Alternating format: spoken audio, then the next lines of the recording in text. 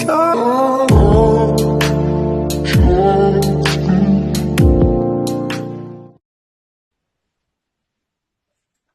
guys, I'm sorry, my hair looks a little bit rough today, but you're not on my channel for my hair. Let's just be real. You're on my channel for art stuff, and that's what we're going to talk about today. So, welcome back, guys. Welcome back to my channel. It's me, Demi, and I am so sorry it's been a few weeks since I uploaded a video. But thank you for sticking around and waiting for the next one.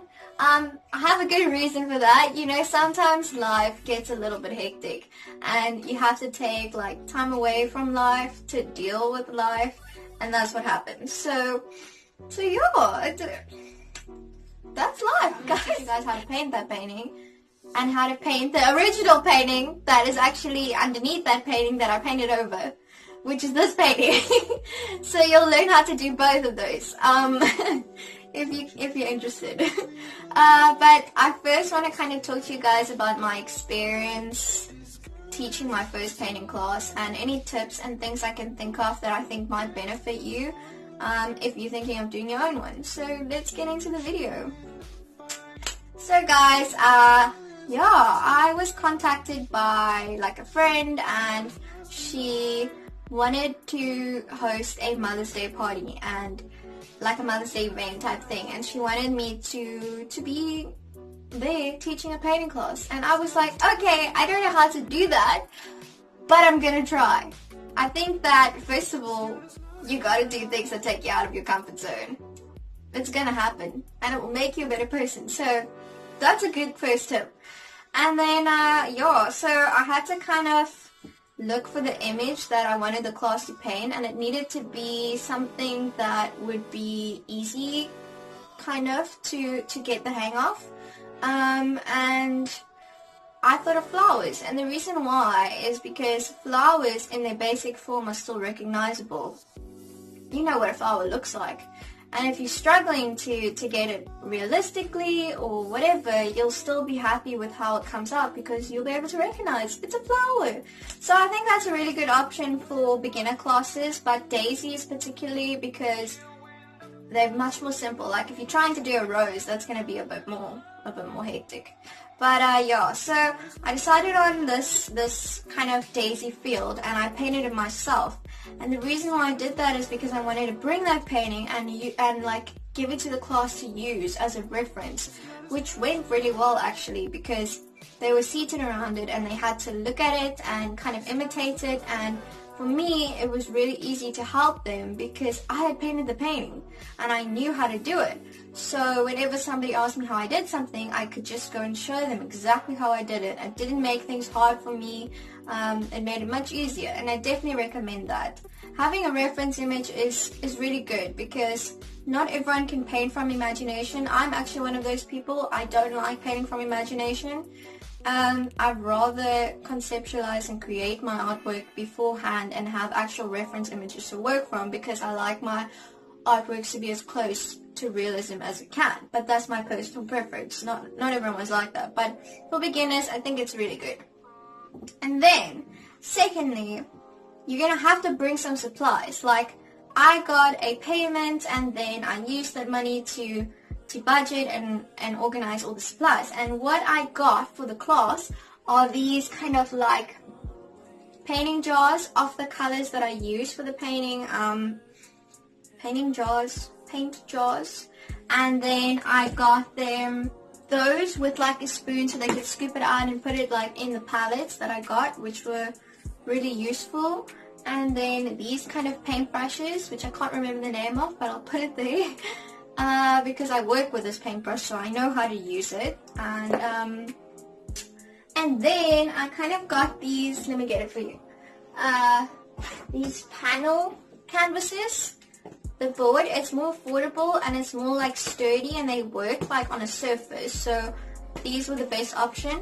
And they had water jars to you know, clean their paintbrushes off and add some water to the paint, and paper towel, guys. That stuff is important. I used like 2 rolls of that. It was quite a big class, so make sure you have that. It will really help you out. So that's kind of the supplies. And then another thing that I would recommend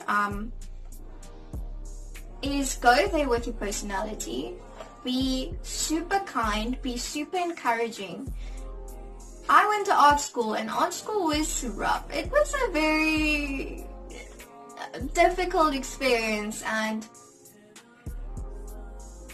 you don't get like told you're doing something right that often. And I really wanted to tell my class they're doing the right thing. If they're blending well, good job. If you're getting the flower correct, well done. Good job on following instructions. This is how you do it. And if anyone was struggling, I'd personally go sit with them, show them how to do it, how I would do it, and then really be nice. Make sure that you're making people feel good. Like, you want people to come back. You want people to paint again. One of the things in life that really makes me kind of upset is that a lot of people will never pick up a paintbrush, and it's the same people that will tell you, well, I don't know how to draw, I only know how to draw stick figures. And to be honest, you don't need to know how to draw to paint. Painting is a completely different ball game, but when you pick up a paintbrush, you just need to enjoy it and have fun. And that was the first thing I told the class. It's not about the end result. It's about the process. And I kind of arranged that the class, it's like mothers and daughters, so they would create the painting together, and then the mother would have it for the Mother's Day gift. And it kind of kept people like not getting bored. so they focus more on the painting experience, and painting itself is incredibly therapeutic. Art is like, that's the one thing I completely believe in, is that art is therapeutic, and painting is definitely therapeutic, and the process is what makes it therapeutic. It's relaxing, it's mixing the colors, it's putting down the paint. You'll feel better afterwards, and it really bugs me that a lot of people are so scared to try. And if I can get one person to paint and feel better about themselves afterwards, that's a great goal. Like, life goal, check, well done. Anyways, I'm getting off topic, but yeah, I kind of just told them in the beginning of the class not to take it too seriously, to enjoy the process, and that I would be there to help them. And I was really surprised and entertained and really happy with how well each person did. And I was really surprised. Like, I didn't expect. Some people are fast painters, some people are slow painters, some people get it down 100% right, some people struggle, and you got to give them a bit more attention. And that's what working in a group really teaches you, is how to work with different people and how to help them on an intimate level. And I think if you want to teach a class, it's a really good skill to learn. And me myself, like, I want to do art therapy. I'm going to be doing my master's in it, and art therapy is working in groups with people, it's working individually. And I've always been really scared that I won't know how to do it, and when I start doing it, I might not be good at it. And what if I'm not good at it? Then what do I do? And then just, like, have a whole, like, meltdown. But after this experience, I really genuinely feel that I can do it, and I'm on the right path, and I feel really happy about that. And I will be doing more classes, and people told me after that class they were really surprised it was actually my first class. So I'm really proud, guys. I feel really good. So I'll be hosting some more. There are a lot of options. There are sip and paint, like paint parties where you bring snacks and like drinks and you guys paint together and you have fun. Those are options. And yeah, I think if you know me and you watched up until here because you're interested, let me know in the comments if you'd be keen to come to this kind of event. I'd love to know. And yeah, guys, I think that I need to explain about this painting. Okay, so let me just remind you the original painting. I did that painting in like 2 days, like less than 2 days actually, because I was trying to get it done for the class, and I gave it to my mom for Mother's Day, and I knew it would be in my house for like the rest of my life and be with my mom for the rest of her life. So I knew if I had any issues with it, I needed to fix it. And there were some things I wanted to add to it, like a purple sky because that's her favorite color, and just more daisies or more realistic daisies. So I kind of went over it. So in this video next, you'll see how I painted the original painting first, and any tips, and then how I painted this painting as well. So I hope that it helps you. I hope that this helped you. Let's get into the video.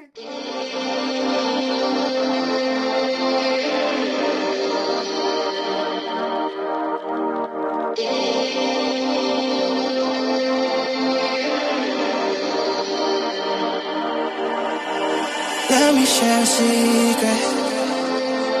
Girl, you're showing off your weakness. Party every weekend, and you're blacking out the frequent. This ain't no rendezvous. I'm addicted to the way you love that. Ooh, that's how I feel about you. This ain't no rendezvous. I'm addicted to the way you love you. The way you love you too. This ain't no rendezvous. I'm addicted to the way you love that. Ooh, that's how I feel about you. This ain't no rendezvous. I'm addicted to the way you love you. The way you love you too.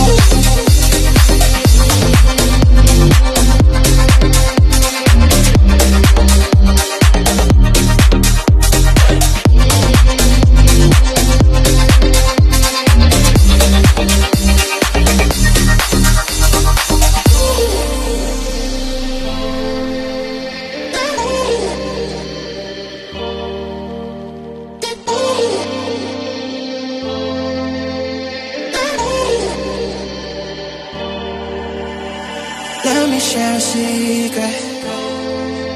Girl, you're showing off your weakness. Party every weekend, and you're blacking out too frequent. This ain't no rendezvous. I'm addicted